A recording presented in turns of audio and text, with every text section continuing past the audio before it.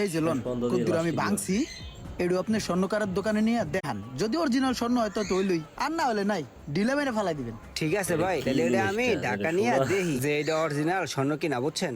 আর যদি স্বর্ণ হয়, তারপর এটা পুরাটা যদি নেই, তাহলে এটা কত দেওয়া লাগবো? আরে ওর কয় যদি কি টেস্ট করে স্বর্ণ হয় তাহলে ওটা বেশি চালেন, আর যদি পুরাটা নেন তাহলে বলদ রে 5 লাখ টাকা দিয়ে দিন। আচ্ছা, ওইটা এটা যদি আইসা নেই, সোনা হয়, আইসা তাহলে দেখবানি, তো ঠিক আছে? বড়লোক হয়ে তা যাবে। আসি আমি, হ্যাঁ? ভাই ওজন আছে আইসের প্রায়। ঠিক আছে, থাকেন আপনারা, গেলাম। তারপরে স্বর্ণের টুকরাটা নিয়ে আমি মহা খুশিতে ঢাকা চলে আসলাম। বাইলে বেচে ঢাকা এসে এলাকার একটা দোকানে গেলাম চেক করতে, সে জিনিসটা দেখে একটা দাম বললো। আপনি জিনিসটা যেটা দেখাইছেন মোটামুটি ভালোই, কিন্তু 20,000 টাকার বেশি দেওয়া যাবে না। ঠিক আছে ভাই, দেন 20,000 টাকাই দেন। তা আসি ভাই, আপনার লাগে আবার দেখা হবে 2 দিন পরে।